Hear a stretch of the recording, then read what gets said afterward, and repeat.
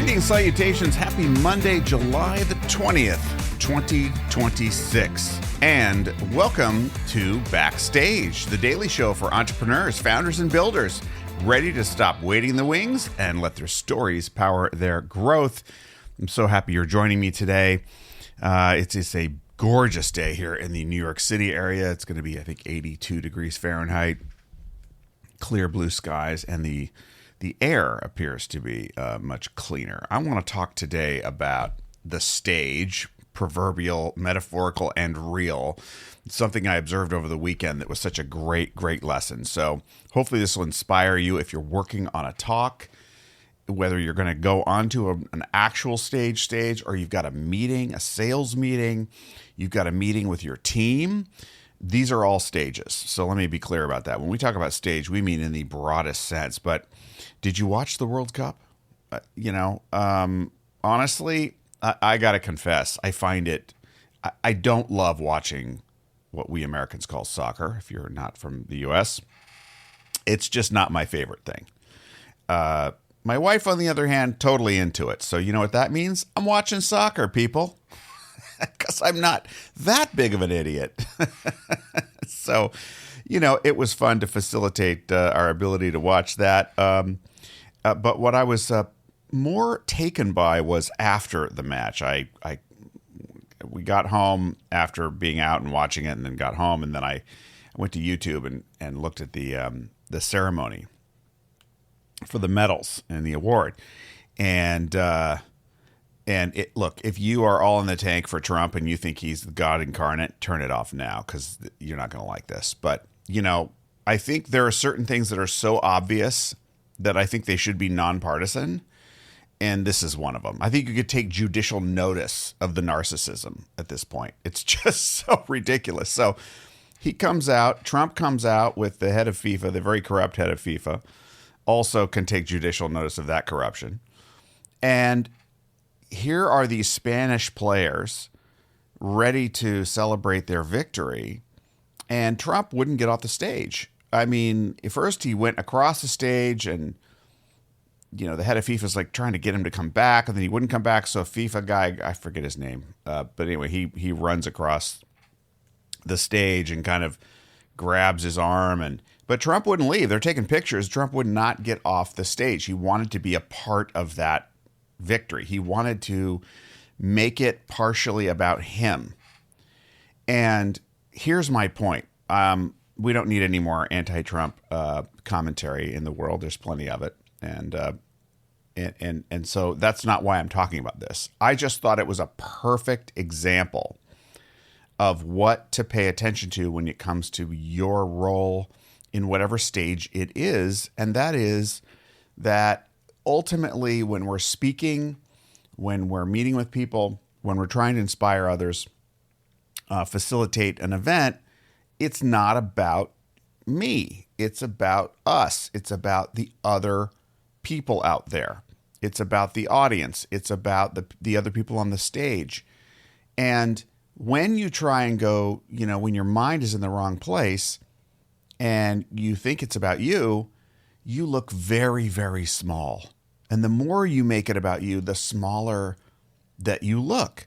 And it was just so clear. You can have all the titles. You can have planes, an entire military. You can be at the head of a very powerful nation and look about 2 inches tall when you're trying to steal the stage from people who just won a World Cup final match, and in quite a fashion. And even I, who not a huge soccer fan, could recognize what they'd been through with the other team. So, I just want to say that whenever we're doing talks, whenever we're doing whatever it is, we need, whether you're a narcissist or not, right? You're probably not a narcissist, right?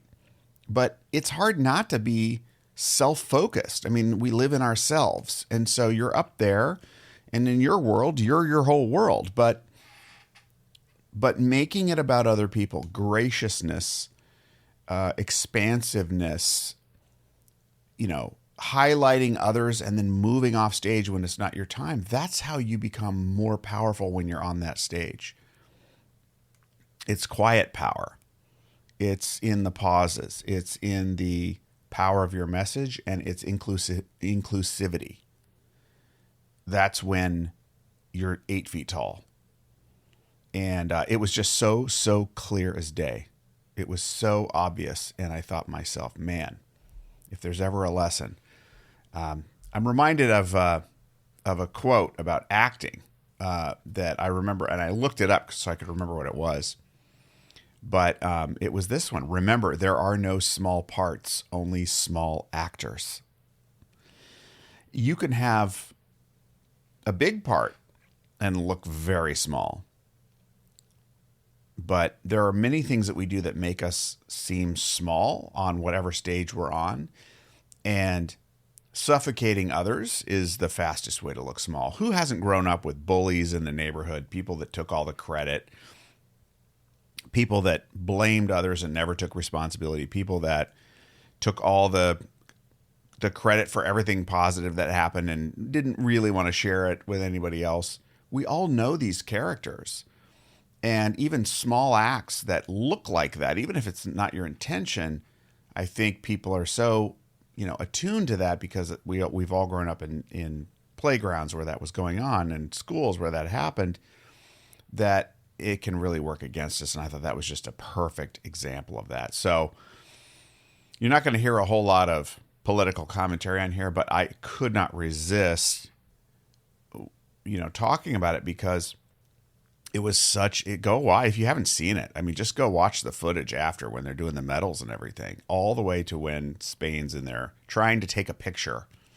They're trying to get a picture in of them celebrating, and a certain person won't leave. And it's painful to watch because you know what you're watching. And, so just remember, as we've talked about before, your story isn't about you, it's about others. When you're on that stage telling your story, you're telling it so other people can see themselves in your story. And when we're on an actual physical stage, making room for other people when it's their time to shine is equally as important. So I'm going to leave you with that. How do you make other people shine this week in your leadership, in your speakership, in whatever it is you're doing? You will look 10 feet tall, making other people look great. That's my inspiration for today. I hope that helps you. Invite others to join us, other builders, visionaries, entrepreneurs, for a little bit of daily inspiration. In the meantime, be good to yourself and others, and thanks as always for listening, and we will check back again with you tomorrow. Bye-bye for now.